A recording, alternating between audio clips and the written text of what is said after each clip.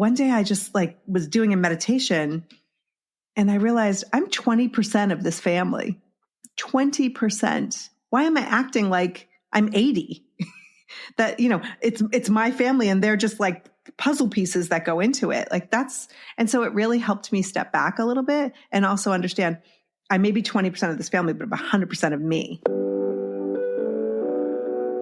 Welcome to Tried and True with a Dash of Woo, where we're all about mixing tried and true strategies that actually work with the magic of manifestation and the science of programming your unconscious mind so that you walk away feeling integrated, inspired, and aligned. I'm Renee Bowen, certified life and business coach, professional photographer, middle-aged wife, and mom to now 3 grown kids. I've built 2 multiple 6-figure businesses with 0 business training by digging in, learning the methods, and now I'm here to pass them all on to you. From photography and business strategies to energy healing, human design, and the basics of manifestation, we cover it all here. I'm here to help you embrace your multi-passionate brains and lean into the fastest and most efficient ways to reach your goals, whatever they may be. Whether you're a seasoned pro or just starting out, or maybe you're just here for the woo-woo, let's dive in and explore all the exciting ways to take your life, business, and self-improvement to the next level. Thanks for joining me, and get ready to be inspired.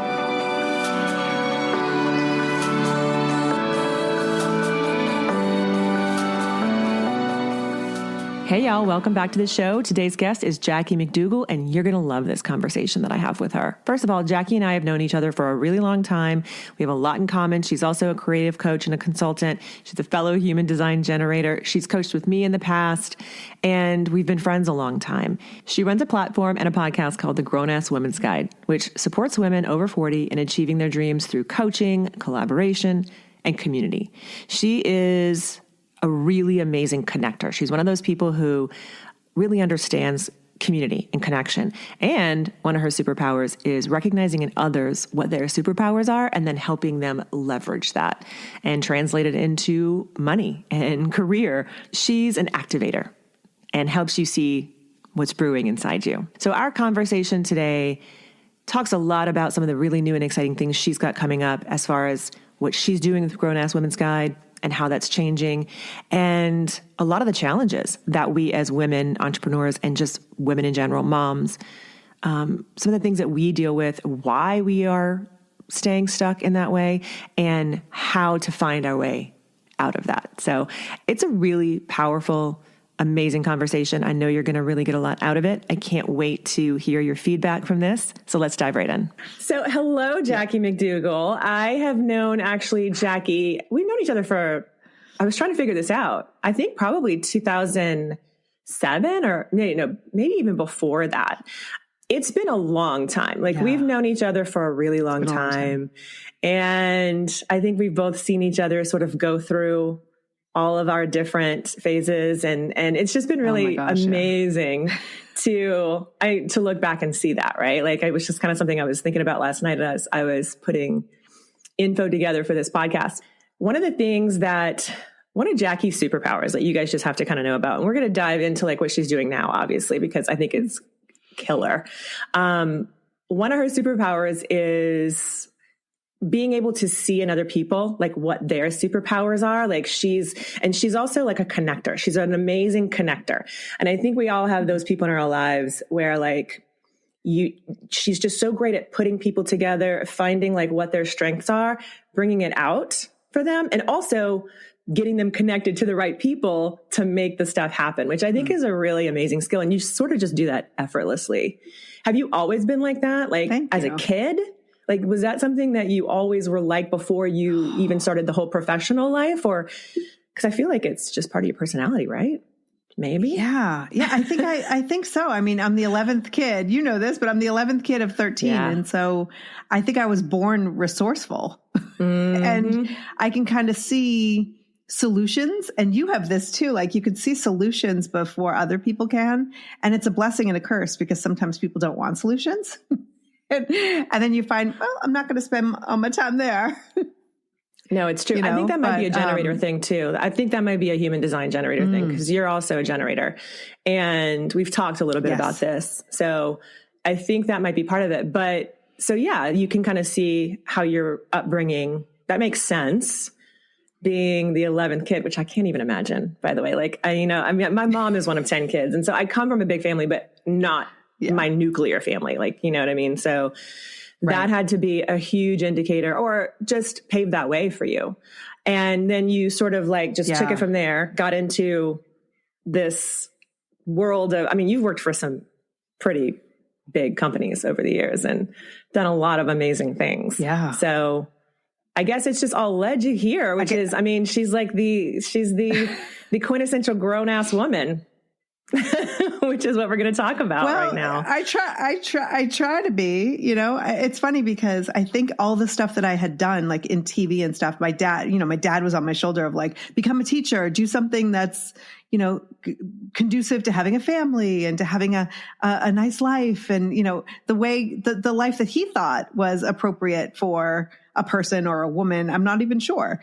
And, I was like, nah, I think I'll go to LA and work in TV and do all these things. And, so I think I was always bucking the system a little bit in what I'm doing. So it's absolutely led to this. And you do the same in that we just want to do what we want to do. And you can either come on board or get out of the way. Those are your choices.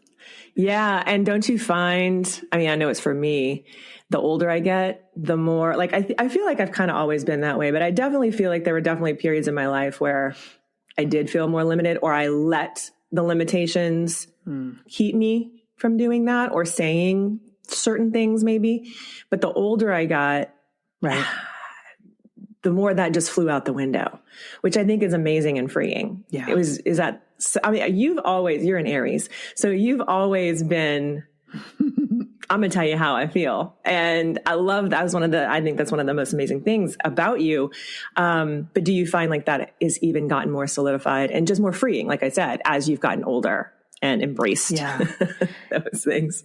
Yeah. It's so yes and no. So I feel more confident in sharing how I feel, but I also feel that it's less necessary to tell everybody how I feel every second of the day. Like, you did a video recently about, you went back and watched all your social media posts and like how much you shared, and it cracked me up. I must have watched that post like 10 times. And I used to say like, no opinion unsaid since 1971. And now I'm like, I'm going to conserve my energy. I'm going to choose peace. And when it's impactful and when it's necessary, I'm going to open up a can of whoop ass and share my opinion or fight for something that I think is right. But I'm a lot more discerning about when I do that. I love that. I think that is absolutely, I can definitely see where I've done that too. Oh my God, that post, it just popped up, like something popped up and I was like, why did I tell people I was taking Reese to gymnastics? Like that seems really excessive. And I think I had just blocked it out, or maybe I was just like so much in the trenches with the kids when they were little. Like I didn't even remember that we did that. And when I posted that, so many people responded and they were like, oh no, that's just what we did. Like that Facebook prompted you to tell everyone what they were doing at any moment of the day. What's on your mind? I was just like, oh my gosh, like how weird that is right now to even think about that. And I guess it is just like the whole evolution of social media and where that's taken us to. But I really love what you said about peace, because that's definitely something that I have been focusing on, probably chasing for the last probably good 5 years. And so I do think that there comes a time where you have to prioritize that, right? And I think it becomes easier in a way. It did for me anyway. So it's interesting that you also share that. So I want to talk a little bit about the whole grown-ass woman's guide, right? Because this is so Jackie's been doing podcasts since like before podcasts were really cool, by the way. Like she started like back in like 2011, I think, or before that. My very first one was with my husband in 2009. Okay. And then I started a podcast that was off and on for 6 years. I started that one in 2011 with a co-host. Okay. So she's been in the podcast game for a long time. She knows what she's doing. And she's one of the reasons why I wanted to start a podcast. And did take me a while, but it was definitely from watching you and hearing you talk about it and see how you've done all that. It definitely carved that path for me, for sure. And now you've kind of taken all of that. And I love what you've done with this whole brand, really, of the Grown Ass Women's Guide, because first of all, it's really needed. Obviously, I'm in that, demographic that you serve. And I feel like it's very underserved, as do you, because that's why you are a voice for us. And I really, it's very interesting. You posted something recently on LinkedIn. So tell us first about Grown Ass Women's Guide for a second. Tell us about where that sort of came from, right? What that means to you and who you serve. And then we'll talk a little bit about this very polarizing post that you posted. Okay. Sounds good. So I've always loved creating content for women. That has been my thing. My husband just said to me a couple of days ago, like, you love women. I do. Like, we can sit and talk to each other and be vulnerable and kick each other's asses and, just be a support for each other in a way that I don't think men do or can, or at least it's not recommended or suggested to them. And so, like, when I talk with you, I just feel something in my whole self after, like, we've just really connected. We've really encouraged each other and uplifted each other and called each other out when necessary. And I love that ability that women have together to get to those places. And so I had a podcast for, like I said, several years, and I started leaning at that podcast into more personal development, self-helpy guests with books and things like that. And my co-host was like, what is this? Like, I think I'm being pulled to do something different. And so I started a podcast that was originally called 40 Thrive because it was for women over 40. I wanted to help uplift us all the way we do in these conversations, connect them to experts and resources and all of that. And I did that for a couple of years, and there was something that didn't feel necessarily connected. And I had friends who were in television with me for many years working, who were like, this is not your brand. It's so, for lack of a better term, vanilla, safe. I was trying to attract all women over 40. And if you meet me at a party, I don't attract all women over 40. I attract my people, just like we all do, right? Yes. And so I knew I needed something that was a little bit more aligned with who I am as a person. I grew up in Boston. I'm an Aries. I'm outspoken. And so, I use the term grown ass woman all the time. And I was out having dinner with a friend and I said, I just want to reach grown ass women. And so we started, and that's where the Grown Ass Women's Guide was born.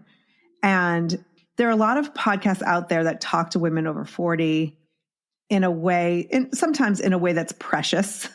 We talk about menopause in a way that's like, it's funny. In the beginning, I was so happy that we were talking about menopause. And then I got to the point where I was like, why are we still talking about this? Like, we all know it's happening, right? But like, not only let's identify what's happening, but also let's identify what we can do at this time of our life, and let's not sit in this is what's happening.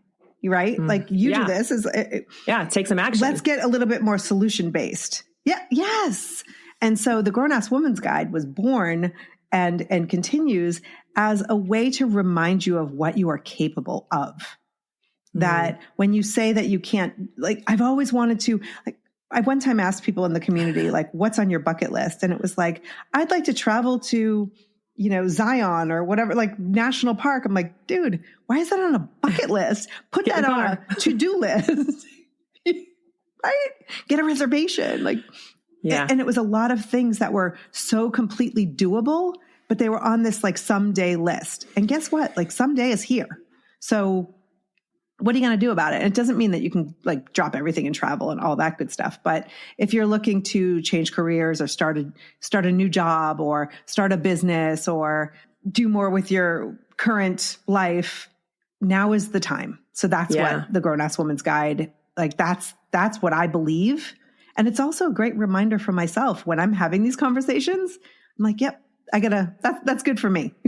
I bet, does that happen to you in your coaching? Sorry. Yeah, absolutely. Yeah. Absolutely. No, I say that all the time. I told that to Andrew just a couple of days ago, cause he was like, wow, you've been like really doing a lot of coaching calls. Like I like to do them on certain days cause I'm an introvert. So I can only introvert so much, like extrovert so much. Yeah. And so I like to schedule my calls, and then I like to give myself the time to get back into my cave.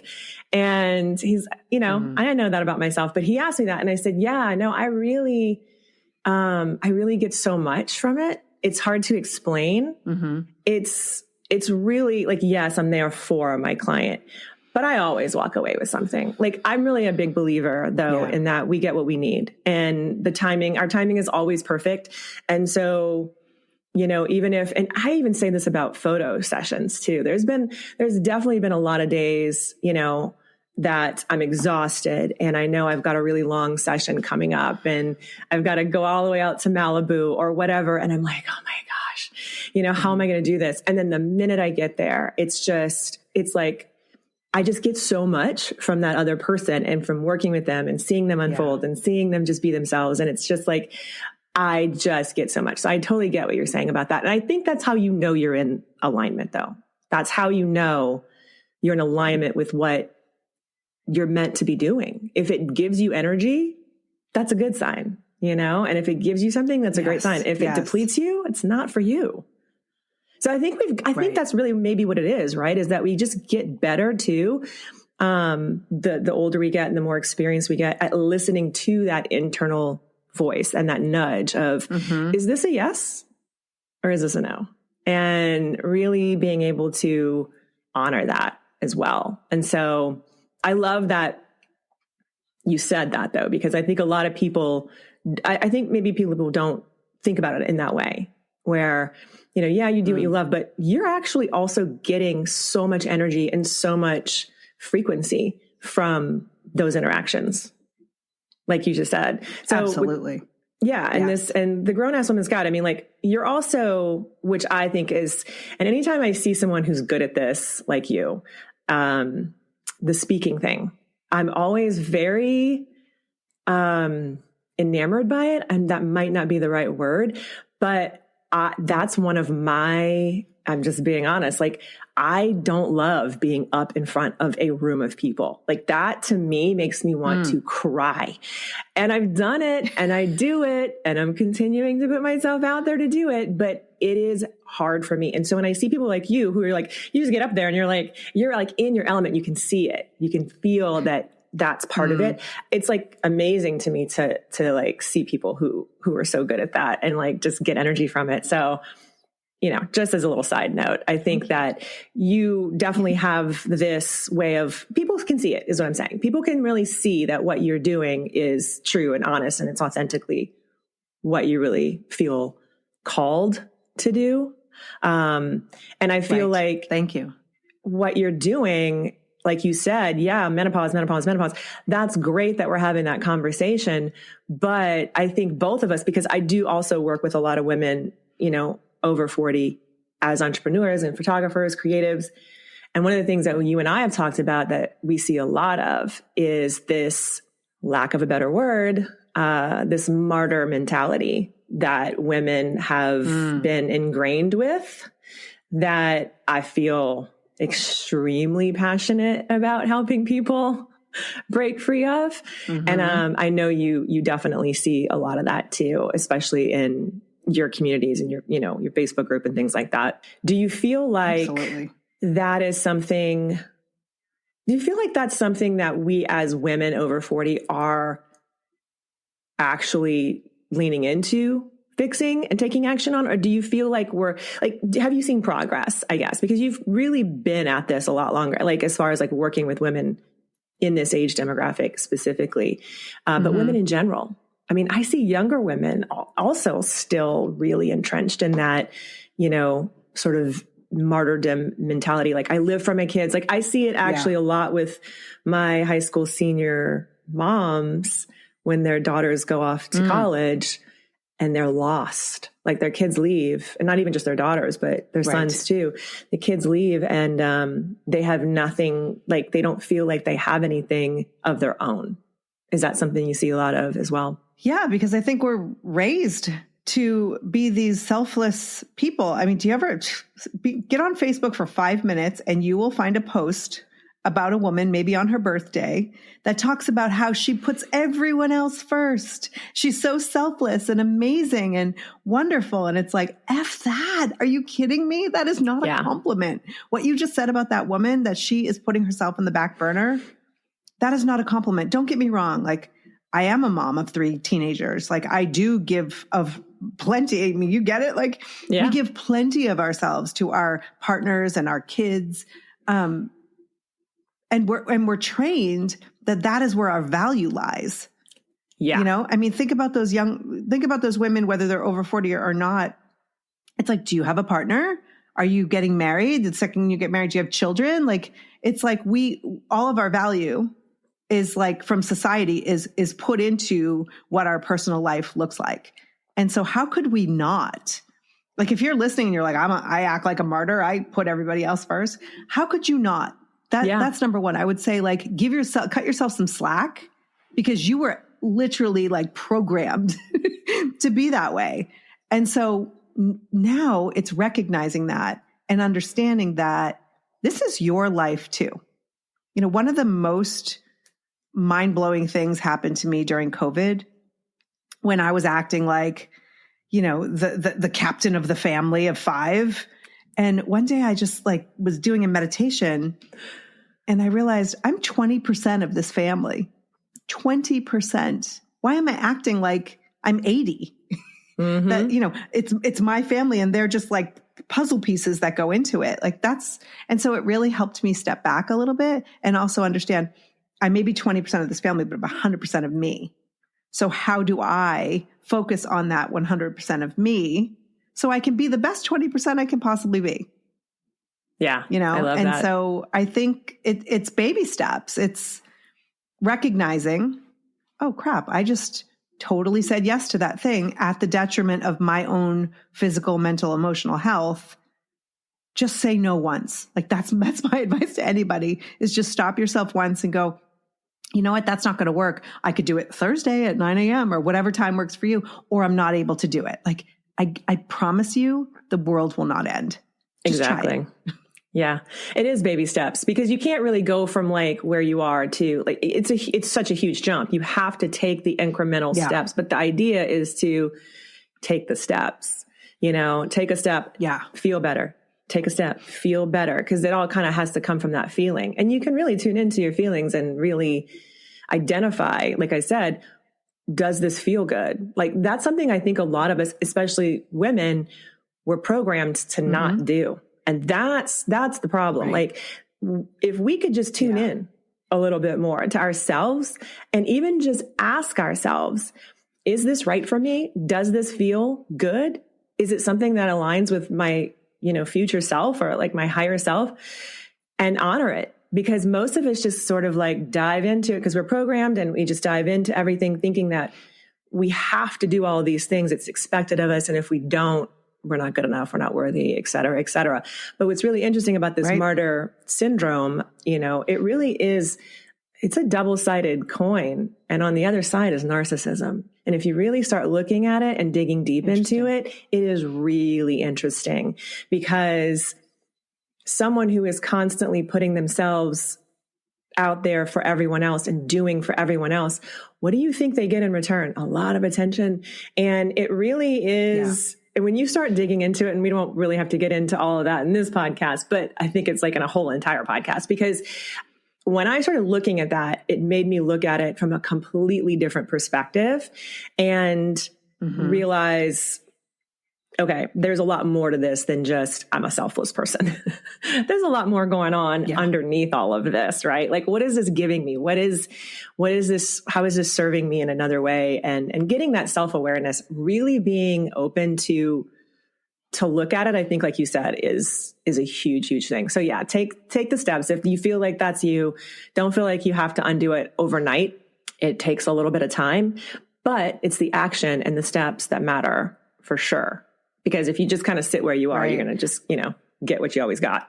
Well, it's funny because you make a great point, because it's not about the action. It's about why you're doing the action, right? Mm-hmm. So if you are up at 2:00 in the morning baking cookies because you love to bake and other people happen to benefit from it, go for it. I don't know why I'm thinking about 2 a.m. cookies, but if you're up at 2 a.m. because you're like, everybody needs to have cookies at work or at, in the break room. And what if I don't bring them on Fridays like I do? Like that, then I would question that. So like you said, like ask yourself, how do I feel? Mm-hmm. Yeah, for sure. So brilliant. In your journey, so to speak, right, of helping women over 40 find themselves, because it's really an amazing thing. You just posted something recently, which I think is awesome, and hopefully it's okay to talk about. You posted it, so I'm saying it. Yes. You teased it. There. You teased it. This creative agency for women over 40, for grown-ass women, right? And so you posted something, and I saw something on Facebook, and I was like, oh my God, that's so cool. And then I saw it on LinkedIn, and it had a completely different, not different, like there was a lot of really great comments, but there was also a lot of pushback from certain people, men, and certain men.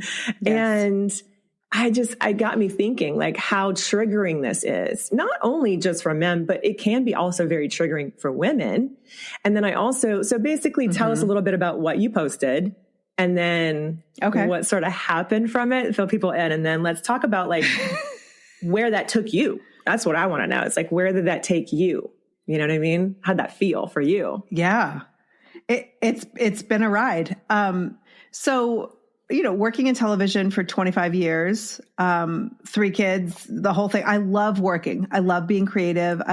And at the same time, things dried up a little bit, and it didn't feel like there was many opportunities. And I am a firm believer in like creating your own opportunities. And so that's partly why like the early adoption into podcasting, right? It was like, oh, this is something new and cool. And a lot of my TV friends will come to me and say, oh, will you help me produce this podcast, or will you coach me, or will you consult, or whatever? And so it's been a really nice shift for me in my career.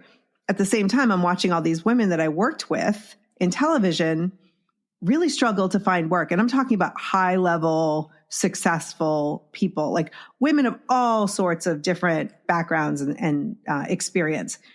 And they're feeling like they're like hitting their head against a wall. And I see it like with publicists. I see it with, creatives, writers, producers, directors. It's just a different ballgame when you hit a certain age. And we all want to go, oh, there's no such thing as ageism, but it's a lie. And I will tell you, it is a lie, because when I was in my late 20s and I was working with, my boss was 44, and he was a friend, and I used to give him a hard time all the time about being 44 and being an old man when I was 29. So I fully admit that I was part of the problem, right? This is what we do. I think if anyone is over 40 and thinks back, they probably at one point dismissed somebody.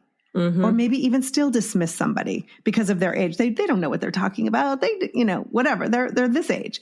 And so, there are these women who are so brilliant and experienced and could probably solve a problem in, 3 seconds that might take somebody with less experience 3 days. And they're not seeing the same opportunities that they were seeing. And so I posted, side note, something happened. I was recommended to help somebody with marketing, a man in our community. And he reached out and asked if we could have a meeting. And then within 30 minutes, he reached out again and said, oh, never mind. Your grown-ass branding is like, he basically called me vulgar, and that he only is working with people who have aligned values and et cetera, et cetera. And that, like, instead of upsetting me and making me feel like, oh no, what am I doing? I'm alienating these men, it actually like sparked a fire under my butt. And so I was like, I think in a future life, I'm going to create an agency where it's, all the women all the people I work with are women over 40. And then, a big company can come. They know that they're getting these experienced, brilliant women over 40 who are working on their podcasts or videos or whatever it is, content or marketing. And I put that out there and people were like, well, why are you waiting? Can you do that in this life? Like, can you? And there was a lot of reaction to that. And so I had given it thought. And then at some point I was like, and you coach this, you've coached me. You don't have to start huge. I don't have to like take 1,600 resumes and go through them all and hire them all and give them all jobs. I could just get one client and hire 5 consultant women to work on that project and then get another project and then get another project, which is completely doable because I get them anyway. Right. Yeah. Well, because you already do that anyway. You're, like I said, you're a connector. Like this is already something like, so why not monetize it? Brilliant. Anyway, keep going. Well, and not only monetize it, but like remind these women that there's a lot more out there and that there are people who value what you have to offer. Give them opportunities that no one else is really giving them too. Like, right. Like we're so, it really is true. You feel unseen at a certain point. I mean, we can get into that in a little bit, but that is, I can see exactly where you're coming from with that. And I know that I'm not alone in that feeling. So taking that and building it one step at a time, one client at a time. Why not? Right. And also letting these women know this is not like you didn't work for 15 years and now come here and I'll give you a job and you can do what you were doing 15 years ago. No, these are women who have that experience, but still innovate, still learn new skills, still understand how things are changing in television, how things are changing in podcasting. They're women who are relevant to today. And so I think it's really important to say, like, it's not like I'm just taking people who they've had some sort of experience and then just plopping them into roles. It's like, you have to be that woman, much like you, much like me, who's like, yes, I am this age and this is my experience. However, I could probably teach 25-year-olds some of the tools and services and platforms that they haven't even learned yet, Exactly. And so it's a collection of women who they're not done yet and they're willing to learn and they're willing to grow. And I think that to me is the intersection of power, because it's all that experience and yet still the knowledge and the passion for doing what's happening today and not just saying, but I know this, Yeah. That's important to me. I love that so much. I see so many of us who can align with that, just online, not even people in my, circle that I know personally, but that I know online. And so, it's definitely needed. And I think there's a lot that we can all learn from each other as well. So I think that just in general, I think it's a phenomenal idea. Definitely. So I love that. And I love that you put it out there without without thinking that it needed to be perfect or not even being ready. Like that is huge, because look at the response, right? Like, so you put it out there before you're ready and it literally pulls you toward it, because now it's not just yours. Right. It doesn't just belong to you anymore. Right. Now it's out there in the ether and people are picking up on that energy and they want to be involved in it.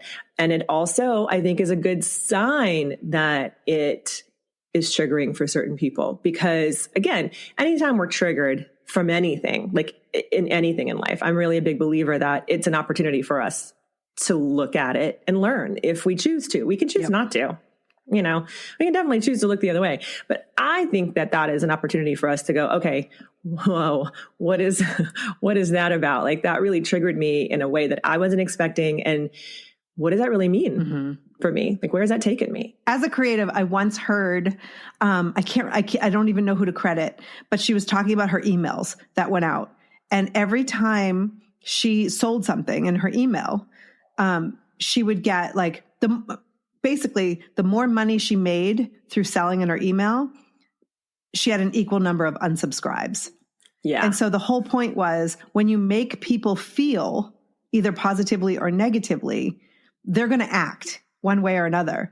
And if they unsubscribe, that's okay, because the people on this other side are all in. Yes. And so this post definitely triggered people. And there were a lot of comments about, there were a lot of comments, like especially like one or two people that I saw that were like really offended, and talking about how this is so needed for men. And I don't understand why that may be true. Okay. And like you said before, I mean, you're married to a man, you're raising 3. So like, it's not like you're anti-men. Like this wasn't just because you're pro-women doesn't mean you're anti-men. Yes. Right. Like I'm sure there are people out there who are, but that's not exactly this whole us and them. It's this us and them mentality that we've basically lived in for so long now. If you're not with me, you're against me. And I see it play out in a lot of different ways. And I think that is part of like what came out of this. And so how did you respond to those comments? How did you sort of like navigate that? Well, it's funny because at first I was commenting and then I just stopped and I sort of let the hubbub happen. Because people were commenting for me, people in the thread who were for it were commenting, against the others. And you're totally right. This is not an anti-men thing. And by the way, ageism affects all of us over a certain age. I fully acknowledge and recognize that. My magic, my superpower is working with women. I have a hard time with my sense of humor and my way of being to really have men, like work with men sometimes. Like I think sometimes there's a disconnect, and women, whether they're, we don't have to be alike, but there's this shorthand and this language, right? And so for me, why would I not help these women? On the other hand though, if you are a parent and you've never hidden the fact that you have children, men, from your employer because you're afraid of not getting the promotion or not getting the job or being seen as less committed because you have a family, you don't know what you're talking about. Because women in the workplace, it's a completely different experience, especially creative, because we're talking about creative women here. I remember in television, I had to tell an employer that my dog was sick and that I had to go to the vet, and he was much more forgiving about the dog or a doctor appointment or whatever it is. The minute you mention in certain circles that, I have children and I have these responsibilities, it's like, this is not a priority for her. This is not, something that she cares as much about. Like we should really consider. And I did a poll to follow up that post on LinkedIn asking how many men, I was asking men specifically, how many of you had to hide the fact that you have children. And obviously not everyone listening has children, but how many of you have had to hide that fact? And there were a few guys who were like, yeah, I felt like I needed to, but there were dozens who did not, know, and if you ask any creative woman, I would say at least 50%, and that's a very conservative number, have tried to like at least belittle, like, I'm not going to put the picture up. I'm not going to do this thing because I don't want to be seen as somebody who's not as, invested in this company as the man next to me. And so, I want to serve these women. I think it's so interesting that there's this underlying, and, I know things are definitely changing and certain, different companies are having different priorities. And I definitely think that we've made some headway, but there seems to be this underlying sort of, connotation of my career is a priority or my family is a priority. Like, why do we have to choose? Yeah. And it's kind of like this, like I said, like this sort of like unconscious thing that people just assume that we have to, because if our career is more important than the other, then we're seen as more valuable to the company. And I feel like, first of all, we shouldn't have to choose. Like we can decide, like on any given day, I'm going to tell you right now, on any given day, it changes for me. Like there are some days where absolutely my priority is my work and getting things done and having these, and my kids, I'm like, well, thank God they're grown. Cause like, you know what I mean? Like, of course they're a priority, but it's changes is what I'm saying. Like, we're human beings. We're not just like robots of, well, we're mothers and that's it. That's all we can like think about is our kids, you know? And I feel like that goes back to the unconscious programming that we all are sort of privy to, but it doesn't really happen for men that way. It just doesn't, you know, people don't assume that they have to choose like what's more important to them. They get a parade. They get a parade if they're a good dad. If he leaves early to go to his son's or his child's play, oh my God, Dad of the Year. There's like a marching band, you know, that comes out. Like, it's unbelievable. And so it just goes back to that. Like, I know there's ageism for men and it absolutely has to be tackled. I don't have to tackle all of it. So somebody else can tackle that one. And I can collaborate with that person. I'm happy to. Like, let's create a conference. Let's do something. But I don't like, and that's the problem. That's what we do to women too, right? If you're not going to serve all of the people, then you can't serve any of the people. Exactly. You know? It's like, yes, I can. No. Yeah. Well, and that's the thing. It's like, you have to decide. And that goes back to what we were talking about at the beginning of this, is deciding, you know, what you choose, like, what's your piece? Like, right. What kind of piece are you looking for? What's going to give you that piece? And you get to decide how you want to run whatever company you decide to start. Like, you literally are just posting about a really cool idea and people are like, how dare you not include everyone? Like, are you kidding me? I know. Like, that was so weird to me. Like, what? Like, that doesn't even make sense. But I think it was a very interesting conversation. So what I want to find out is like, what are your next steps with this? Like, where are you at in that journey? And sort of, what do you feel like is going to be an obstacle that, like, have you already kind of thought through that piece of it? Or are you still just sort of like designing it? Or because I know your brain is, you know, has a lot going on at one time. Yes. Like most creative women. And so, the obstacles are always right there, front and center. Right. So, one of the things I'm trying to do, I am taking small action, because this could just remain an idea that people want and need. And I do nothing about it because it feels so overwhelming. So working with a client, getting a client on board, which happens to be, you know, a podcast with 2 women, and then employing as consultants a handful of women to work on that project. So that to me is taking action. At the same time, one of the things that I have really learned and that I'm willing to recognize is that there are a lot of things in business that I am not and know not. And so hiring people, and, you know, I can conduct interviews and know who the right person is, but the business side of things, right? The financial side of things, setting up the process, you know, the systems, things like that, that is not me. And one of the things I'm trying to do is actually remember my human design, remember what lights me up, be able to stay in that. So if you look at Grown Ass Creative as 2 different parts, there's an educational part, right? Because I do believe that these women, many of them, need to pivot what they know into something more relevant to today. And so if you're a TV producer, like, you already can wear 5 million hats, but are you wearing the right hats to fit the market today?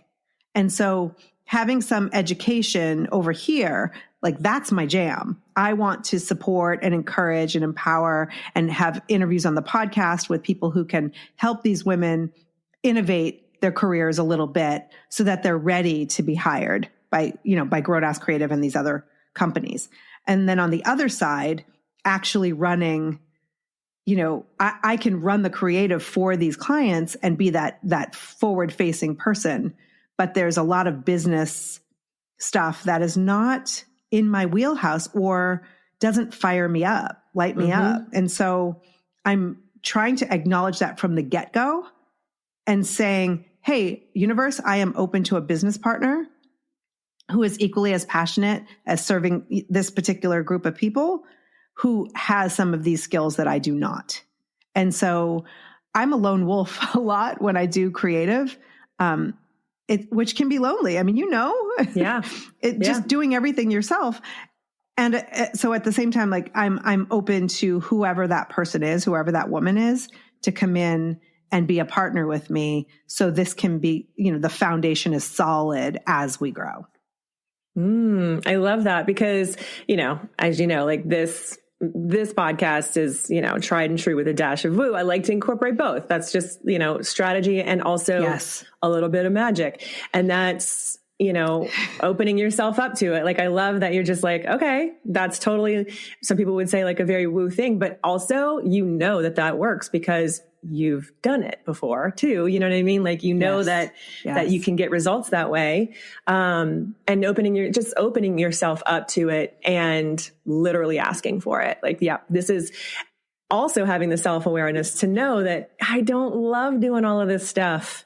I don't love it. Like, that's not me. It's not going to move my business forward. That's one of the main things I hear so many times in my coaching is, we feel like we have to do it all. And for a while, we might have to, like, monetarily, financially. I get that, but at least make a plan, at least understand, okay, as soon as I can, I'm going to hire someone to do this for me because this isn't moving my business forward. This isn't making me money, actually, because I'm spending so much time spinning my wheels, and then it makes us not love the part like that, the reason why we started in the first place, right? It makes us lose that spark. Right.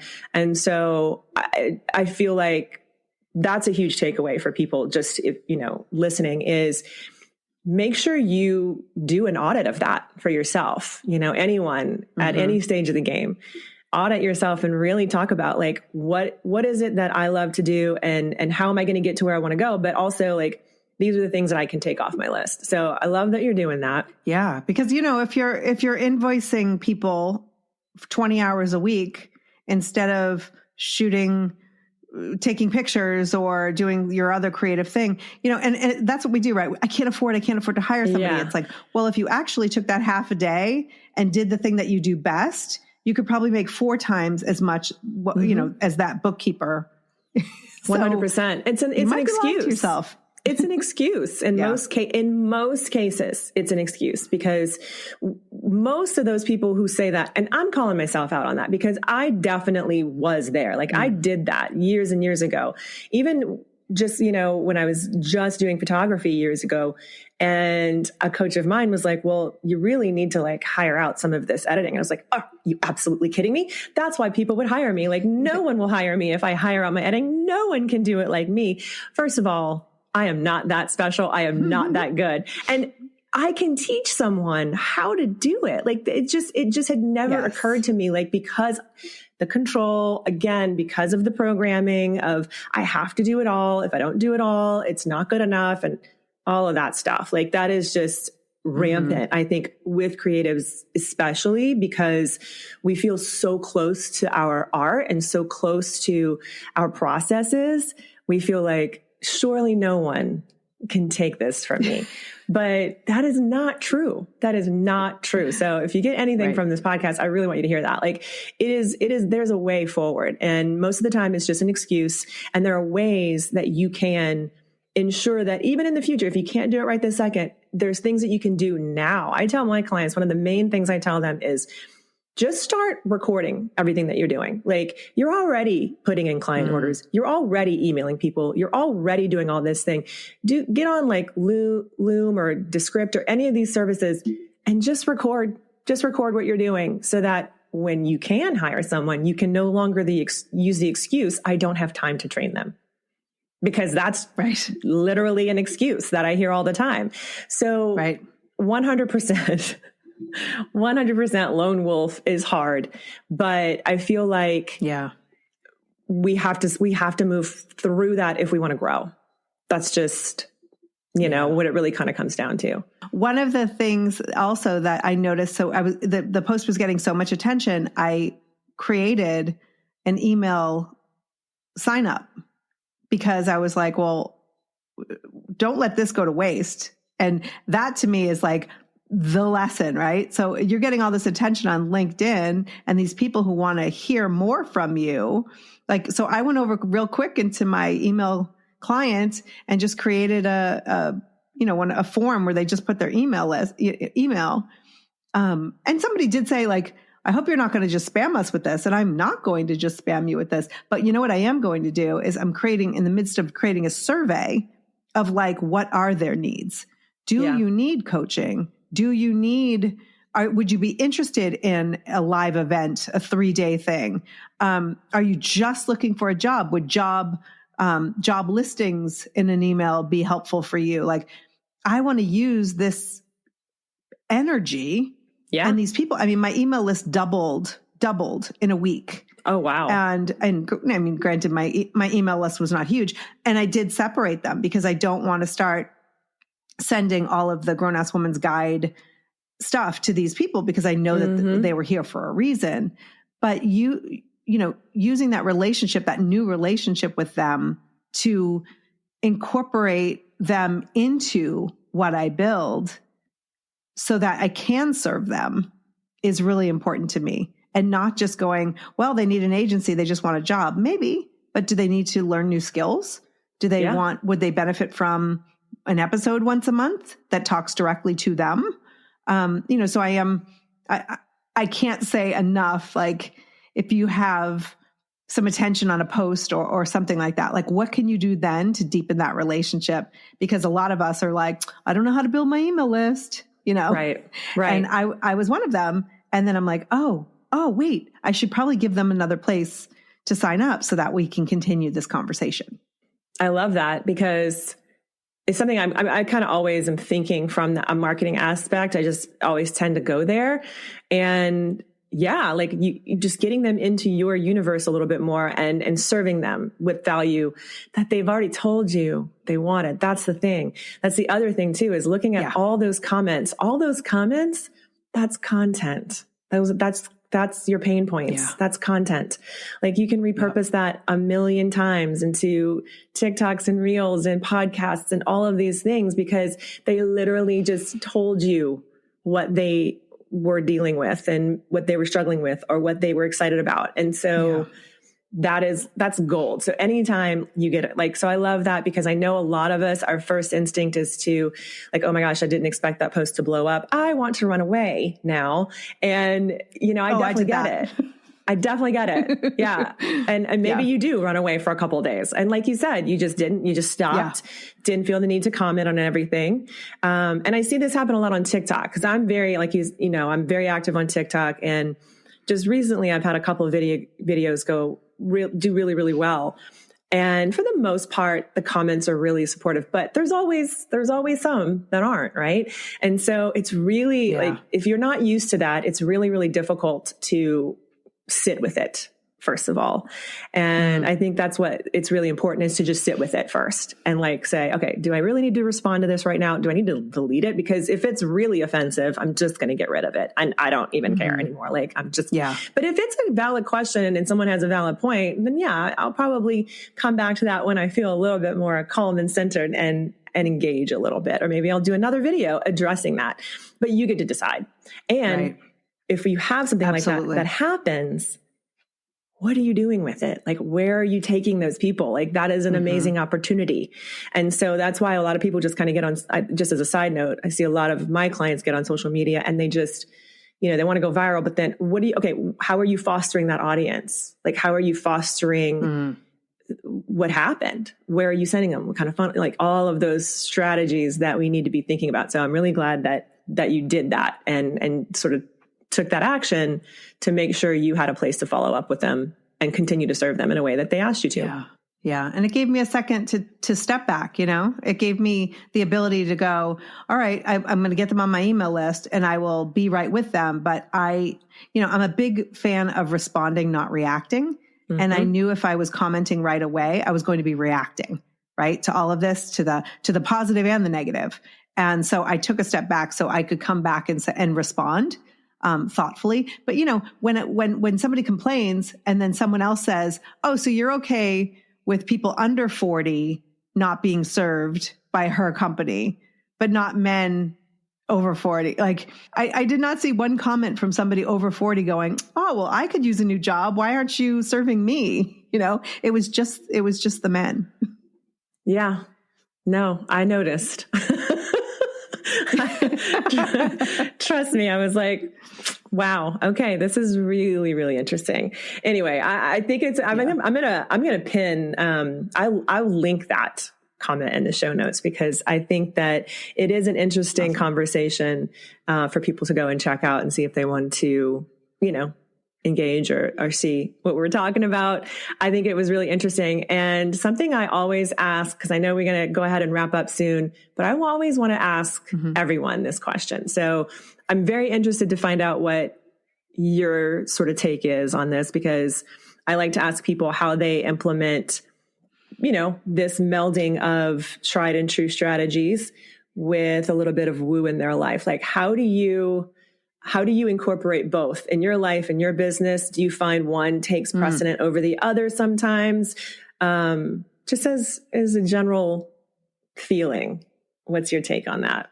Yeah, I love this question. I love the whole theme of your show, because I've really worked hard at finding the balance between the two. I mean, you got to come from a place of action. You have to do the things, right? It's not like you can just sit back and manifest, a thriving business without doing something about it.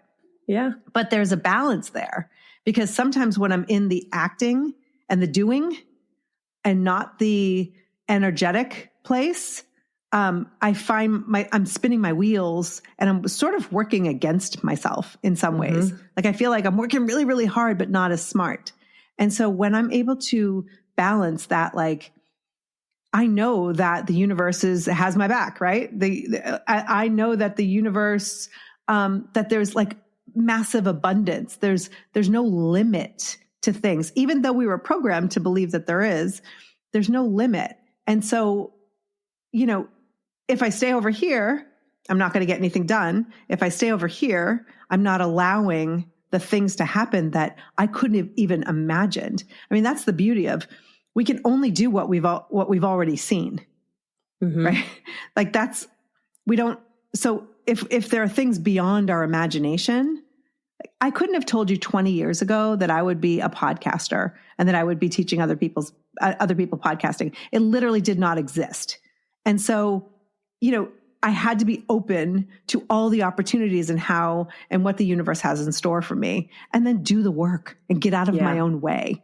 That to me is the biggest lesson for me, is getting out of my own way, is understanding that there's a lot more out there that I couldn't even dream of, that is waiting for me. And that is all, as my friend Renee Bowen will tell me, is already here in another dimension. And so, I have to make a conscious effort to be able to balance those two places and integrate them together. I love that. Did that answer your question? Yeah, absolutely. I can resonate with that a lot. And I do think that, as doers, human design generators too. I see this a lot with manifesting generators and generators. I'm not a human design expert, but I love to dabble in it. And I feel like that is a very common thing with us, because we really do get lit up by the doing. Like like I said, when we're doing something we love, we're just like, amazing, and sparkle all over the place. But we get stuck, I think, in that doing and that pushing and that very masculine polarity, which I'm very comfortable in. I'm just going to say, because it is a polarity of masculine and feminine, the doing and the receiving. And so for me, when I break it down like that and really look at, okay, am I leading a lot with my masculine right now? Cause I tend to do that. It's very easily for me to just fall into the doing, the getting things done, the making money, all of that stuff, right? I have to remind myself to receive. I have to it's a daily reminder for me. And so I feel like if we could just at least assess where we are with that, because some people are going to lead more with their feminine and they need to maybe take a little bit more action. If we could just assess daily, check in with yourself every morning. And I do that with myself a lot. I'm getting dressed in the morning. I'll say, okay, where am I right now? And I can tell usually, if I wake up and I don't know about you. Sometimes I will dream about work. Like I will have like a whole night of like, 100%. like, you know, right. Like if you're working on something that you love and you're excited about, you're going to seriously, like I'm in it all night long. And I really believe that our unconscious is actually doing a lot of that work for us. So I'm rested. I feel good, but I wake up and I'm like in it and I'm like, okay, I am like leaning heavily right now. I feel like into this like doing and masculine energy. And so what can I do that's going to make me breathe a little bit more, that's going to make me receive a little bit more. It's going to like open my heart a little bit more, because I know that if I push too hard with that one side, I'm going to burn out. By the end of the day, I'm going to feel really cranky. And, you know, so having that awareness, and I love that you said like, it is about that balance. And I like to use the word integration too, because I feel like it kind of needs to be enmeshed sometimes. So whatever word works for you, you know, find it and use it. But I definitely can identify with having to be reminded of both sides sometimes. Yeah. I even practiced that in that particular post, because the post was like, hey, I'm doing this thing. And then it was, I have no idea what it's going to look like. And I'm still working it out. And I have never in my life put out there publicly that I don't have all the answers. In fact, like, that used to be, to me, was like, oh, you can't let them see that you're human. You know, you have to be the expert here. And so because I know that business partner, that relationship, and whether that's a long-term thing or just somebody who comes in to help me get things set up, is out there.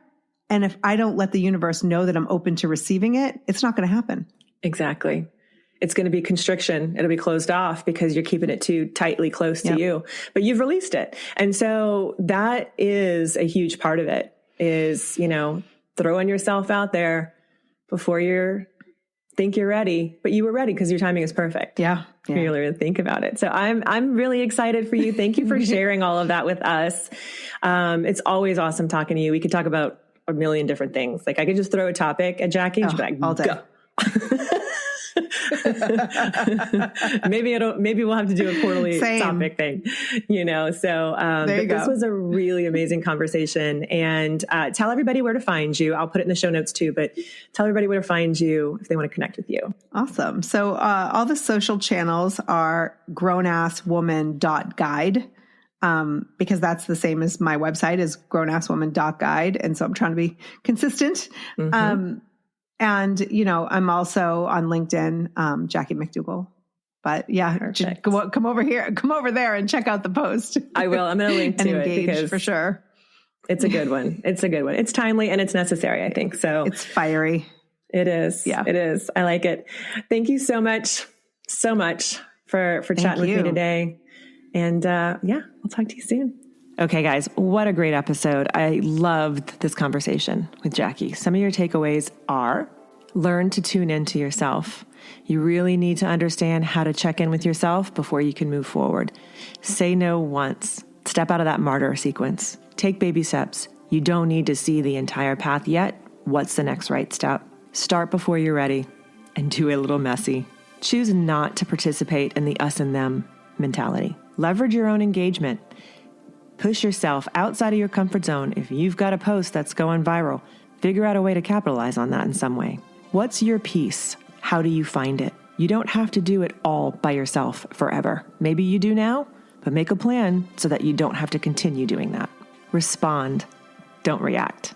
Obviously, I want to hear your takeaways as well. Please make sure to tag me if you post about the episode on social. Tag Jackie and I both. All of that information is in the show notes for you. And as always, a review is truly appreciated. Please let us know how we're doing over here, and I cannot wait to talk to you guys again soon.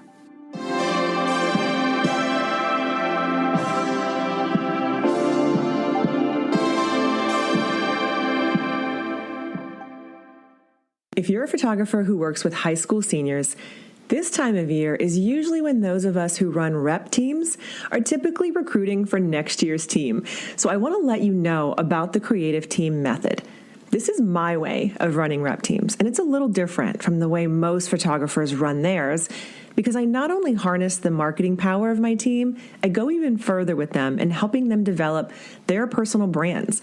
and showing them how to leverage themselves as a creator. Did you know that 67% of today's Gen Zers say that they plan to monetize their content? The word influencer may not carry the same weight it did a couple of years ago, but the word creator definitely does. Studies show this mindset is on the rise with our teen clients. So inside the Creative Team Method, I show you exactly how to position your team as creators for your studio and also for other brands. Using all the latest strategies and data about our Gen Z clients, this robust online program is all you need to either start your own team from scratch or pivot your team into a content creation machine that is meaningful and profitable. So head over to www.reneebowencoaching.com/creative team method, all one word, to get all the info and to find out what it's about. And then you can use the code TTDW.